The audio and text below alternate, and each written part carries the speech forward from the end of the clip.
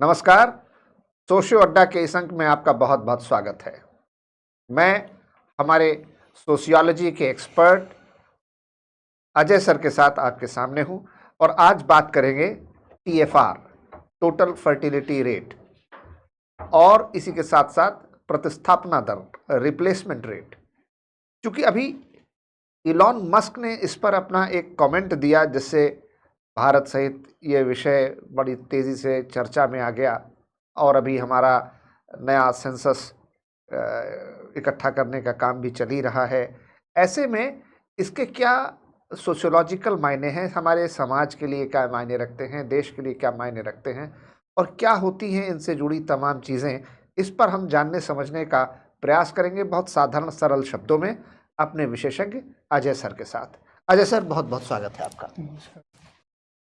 ये अगर एक आम बोलचाल की भाषा में, साधारण से समझने वाली भाषा में, टीएफआर, टोटल फर्टिलिटी रेट या रिप्लेसमेंट रेट, ये क्या होता है, क्यों चर्चा में है, थोड़ा इसके बारे में बताएं। सर, डेमोग्राफिक प्रोसेसेस जितने भी होते हैं, जो भी आपकी जनसांख्यिकीय प्रक्रियाएं होती हैं, जी तो किसी भी कम्युनिटी के भीतर जन्म दर क्या है, जी मृत्यु दर क्या है, एज सेक्स कंपोजिशन क्या है, पॉपुलेशन का डिस्ट्रीब्यूशन क्या है, ये जी। सभी के सभी डायमेंशंस जो है इम्पोर्टेंट रोल प्ले करते हैं। लेकिन जब हम पॉपुलेशन की साइज की बात करते हैं जी तो उसमें टीएफआर इम्पॉर्टेंट चीज़ होती है, टोटल फर्टिलिटी रेट। जी क्योंकि डेमोग्राफी के संदर्भ में एक और टर्म आता है जिसको कहते हैं फैक्यूंडिटी रेट, प्रजनन क्षमता की। एक स्त्री जो है अधिकतम कितने बच्चे जन्म दे सकती है।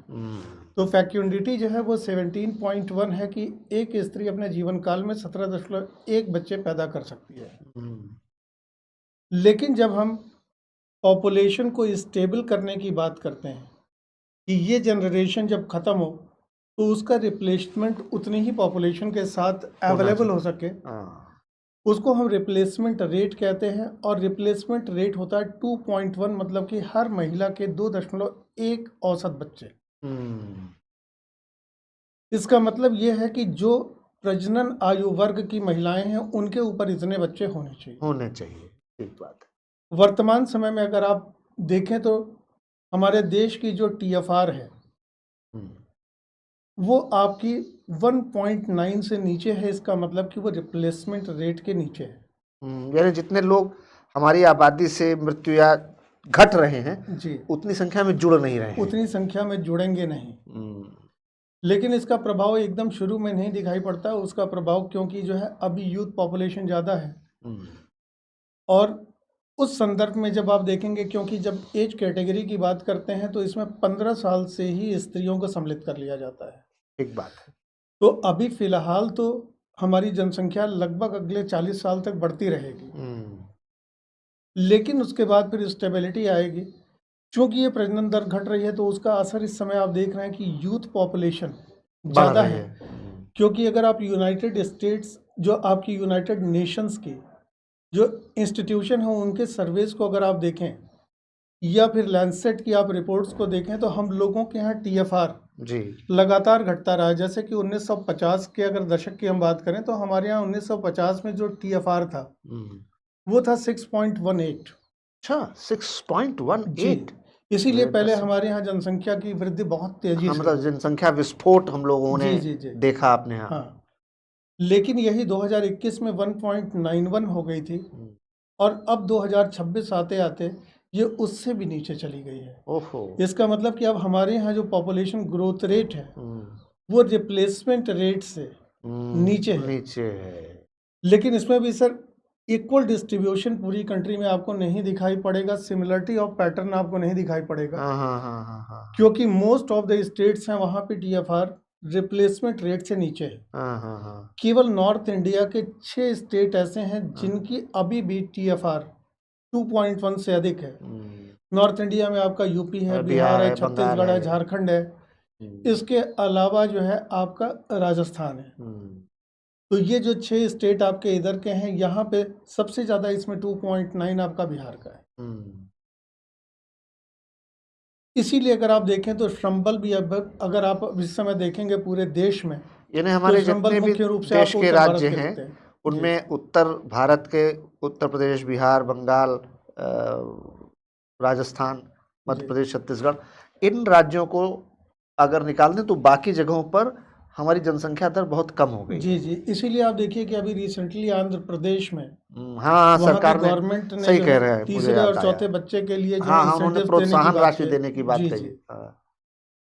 उससे होता यह है कि समय के साथ फिर आपकी जो पॉपुलेशन है वो बूढ़ी होने लगती है। हम्म, शुरुआत में तो आपको दिखाई पड़ता है जिसको कि आप स्वीट विंडो कहते हैं या उसको डेमोग्राफिक डिविडेंड कहते हैं, कि जिस आज की डेट में अगर आप देखिए तो छोटे बच्चे कम पैदा हो रहे हैं हम्म, और बुजुर्ग भी उतनी संख्या में नहीं है, इसलिए कार्यशील जनसंख्या हाँ, वो ज्यादा है। वो ज़्यादा है। हम्म, इसीलिए अभी हम ये आप डेमोग्राफिक डिविडेंड की बात कर रहे हैं, लेकिन ये डेमोग्राफिक डिविडेंड अगले 34 से 40 साल के बीच समाप्त हो जाएगा, हम्म, क्योंकि तब फिर यही पॉपुलेशन जो है वो बूढ़ी होने लगेगी हम्म, और तब फिर आपके ऊपर जो कार्यशील जनसंख्या है उसके ऊपर ज़्यादा बोझ आ जाएगा सोशल सिक्योरिटी के संदर्भ में। बताइए, तो बड़े इसके सामाजिक सुरक्षा से जुड़े बहुत जी सारे जी जी। चिंताजनक पहलू हो सकते हैं। फिर अगर आप टीएफआर को देखिए तो टीएफआर जो है उसमें भी आपको सिमिलरिटी पूरी कंट्री में नहीं मिलेगी। रीजन वाइज, लोकेलिटी या कम्युनिटी वाइज, इसी तरीके से किस तरीके का सोशल या एजुकेशनल बैकग्राउंड है उसके आधार पर भी आपको भारत की पॉपुलेशन में अलग अलग तरीके का टीएफआर मिलेगा। जैसे अगर आप अर्बन एरियाज़ की बात करें, ख़ास तौर से अगर आप मेट्रोज़ की बात करें, जैसे कि अगर आप दिल्ली या मुंबई की बात करें, तो अभी लैंसेट की जो स्टडी थी उसमें उन्होंने इंडिकेट किया कि दिल्ली में इस समय जो टीएफआर है वो 1.2 है। अच्छा, 1.2 यूरोप के फिनलैंड से भी कम हमारे टीएफआर यहाँ है। तो एक नया कॉन्सेप्ट आ गया, डिंक कपल्स, डबल जी इनकम नो किड्स, जी कि पैसा बढ़ाओ, बच्चे पैदा करने की जरूरत जी। नहीं है। इसके ऊपर भी जो है अभी रिसेंटली जर्मनी में स्टडी की गई थी भारतीय समाज के संदर्भ में, तो वहाँ ये देखा गया था कि केवल भारत ही नहीं बल्कि ग्लोबल रेफरेंस में भी अगर हम देखें तो आज की डेट में लोग बेहतर जीवन के लिए बच्चों को पैदा करना आवश्यक नहीं मानते। नहीं मानते, बिल्कुल। साथ ही स्मार्टफोन्स, मल्टीमीडिया, इनके चलते वो आइसोलेशन में चले जाते हैं और इस तरीके से हर जगह अगर आप देखें तो मैरिज की एज भी डिलेड होती जा रही है। हाँ हाँ हाँ, बिल्कुल ठीक कह रहे हैं। साथ ही अगर आप अभी recently national institute of health की स्टडी को देखिए तो उसने भी ये एक्सेप्ट किया, जो ग्लोबल स्टडीज़ के को सपोर्ट ही करती है, कि हमारे यहाँ का जो क्लाइमेट है, क्लाइमेट चेंज भी इनफर्टिलिटी को जनरेट करता है। बढ़ावा जैसे कि देता है। भारत में लगातार जो फ्रीक्वेंसी है हीट वेव्स की वो बढ़ती जा रही है। हीट वेव्स के बढ़ने से इनफर्टिलिटी जो है वो इंक्रीज हो रही है, बिल्कुल बिल्कुल। मिसकैरेज बढ़ रहा है, और साथ ही जो एयर क्वालिटी इंडेक्स में आप PM 2.5 देखते हैं। हाँ, पर्टिकुलेट मैटर जो पार्टिकल है। जी जी, PM 2.5 के बढ़ने से भी ये सारी समस्याएं आ रही हैं, और ये सारी चीज़ें अगर आप भारत के बच्चा समाज में पैदा देखें, करने की क्षमता पर असर पड़ रहा है। क्षमता पे असर हो रहा है, प्री मैच्योर चाइल्ड हो रहा है, मिसकैरेज हो रहा है, या फिर जो इनफर्टिलिटी की प्रॉब्लम आ बढ़ रही रही है, है। तो इस तरीके की समस्या है। इसके अलावा अगर आप एजुकेटेड और अनएजुकेटेड के डिवाइड को देखेंगे तो एजुकेटेड जो यहाँ की फीमेल्स हैं उनमें जो टोटल फर्टिलिटी है वो 1.8 है, लेकिन उसी जगह पे अगर आप अनएजुकेटेड फीमेल्स को देखेंगे तो हमारे यहाँ वो TFR 3.3 है। इसका मतलब शिक्षा की भी बड़ी अहम जी, भूमिका है। क्योंकि आज की डेट में जितने भी शिक्षित हैं वो पहले अपने कैरियर, अपनी इनकम सिक्योरिटी, इनके ऊपर फोकस करते हैं, और उसके बाद फिर वो मैरिज, और उसके बाद फिर कहीं जा कर के वो बच्चे पर सोचते हैं। बच्चे के बारे में सोचते हैं। साथ ही अगर गवर्नमेंट की पॉलिसीज़ भी देखें तो जितनी भी हमारी हेल्थ सर्विसेज हैं, और ख़ास तौर से जो फैमिली प्लानिंग से रिलेटेड, तो यूनाइटेड नेशंस के इंस्टीट्यूशंस ने भी माना है कि गवर्नमेंट ने जो 2 चाइल्ड पॉलिसी शुरू की थी उसका असर अब गाँवों में भी दिखने लगा है।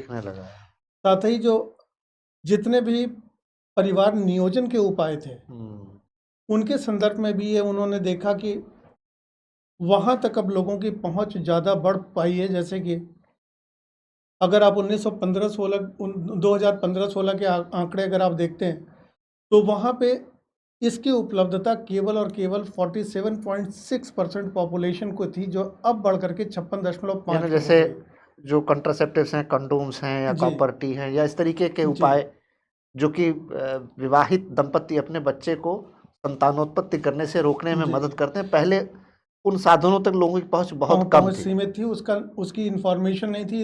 इसको कहते थे अनमेट नीड, कि मतलब कि ऐसी आवश्यकता जो कि पूरी नहीं हो पाती थी। बहुत सारे परिवार ऐसे थे जो कि चाहते तो थे कि उन्हें अभी बच्चे ना हो, हाँ, लेकिन उनके पास वो संसाधन नहीं थे। थे।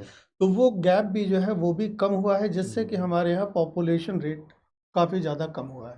मैंने कॉन्ट्रासेप्टिव लोगों की पहुंच के भीतर आ गए हैं। जी जी उसका प्रचार प्रसार जनसंचार माध्यमों से बढ़ा है। जी। सरकारी योजनाओं में भी उसको प्रोत्साहन दिया गया है। जी। फिर अर्बनाइजेशन भी अगर आप देखेंगे तो शहरों में रहने की कॉस्ट ऑफ लिविंग बहुत हाई होती है। बहुत हाई है, बिल्कुल ठीक कह रहे हैं। तो अर्बन सेक्टर्स में, इसीलिए हमने आपसे कहा था कि दिल्ली जैसे शहरों में अगर आप देखें तो वहाँ पे TFR 1.2 है, लेकिन वहीं अगर आप रूरल एरियाज में देखें तो वहाँ पे वो रिप्लेसमेंट रेट से ऊपर है। तो जो कॉस्ट ऑफ लिविंग है वो भी लोगों को विवश करती है। महंगी शिक्षा, महंगे रिहायशी क्षेत्र, महंगी चिकित्सा, तो उनको वो बियर नहीं कर पाते हैं। इसलिए वन चाइल्ड पॉलिसी के ऊपर ही वो ज़्यादा फोकस करते हैं। बिल्कुल ठीक कह रहे हैं कि बहुत सारे लोगों को देखेंगे कि या तो वो बच्चे जल्दी पैदा नहीं करेंगे, और करेंगे भी तो एक बच्चा पैदा करेंगे। तो इससे भी हमारी टोटल फर्टिलिटी रेट नीचे जा रही है। मेरा आपसे एक आखिरी सवाल ये है कि भारत के लिए इसका क्या मायने और महत्व है, और ये हमारे लिए क्यों चिंता का विषय होना चाहिए? सर देखिए, एक समस्या तो वो थी जनसंख्या विस्फोट की, कि हम जनाधिक्य के चलते, यानी क्योंकि अगर आपकी ओवर पॉपुलेशन है तो आप उनको एम्प्लॉयमेंट नहीं दे पाएंगे। वो हर तरह की समस्या थी। जी, हर तरीके की बढ़ती हुई समस्या। जनसंख्या, खासतौर से जनसंख्या विस्फोट में रहने, खाने पीने, जी। शिक्षा, स्वास्थ्य, रोजगार, आवास, हर तरीके का संकट था।